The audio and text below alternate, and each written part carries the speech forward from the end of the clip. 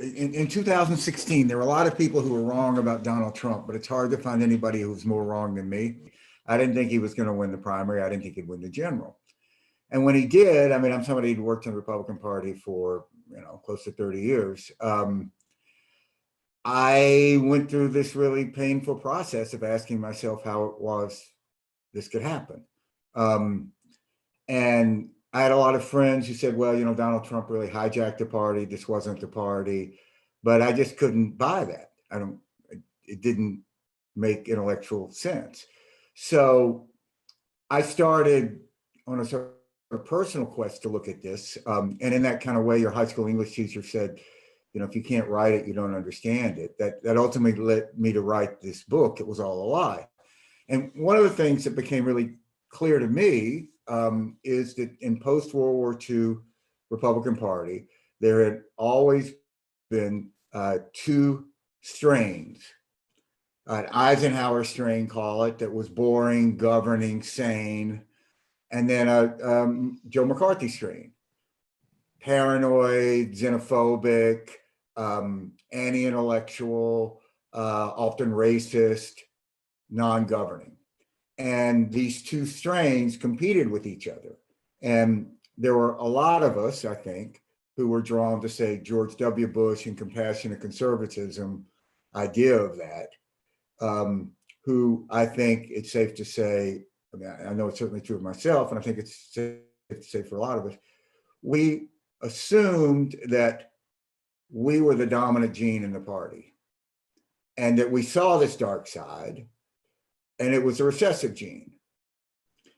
And I don't know any conclusion to come to now, except that, I was wrong, we were wrong. We were the recessive gene. And that part of the party that is anti-intellectual, that is paranoid, that is conspiratorial, is really the dominant gene in the Republican Party. So, it was 2013 where former Louisiana Governor Bobby Jindal, who, say what you will about Bobby, but he was a Rhodes Scholar. He did go to Brown. He's not an idiot. He famously said, let's don't be the stupid party. We've got to stop being the stupid party.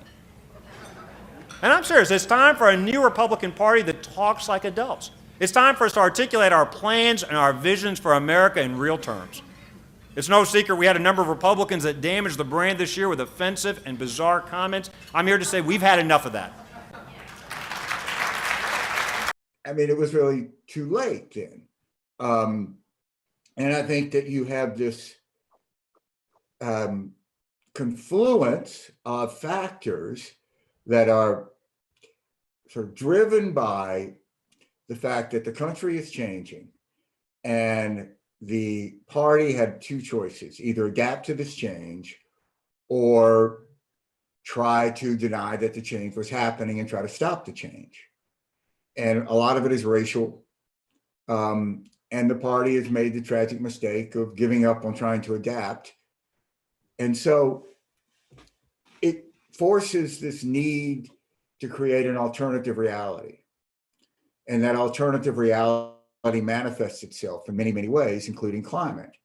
It is a short walk from climate denial to why should we wear masks, to an anti-vaccine. This is all of a piece. If you can't come to a civic consensus about fighting a disease, how in God's name are you going to come to a civic concession about something like health, climate change?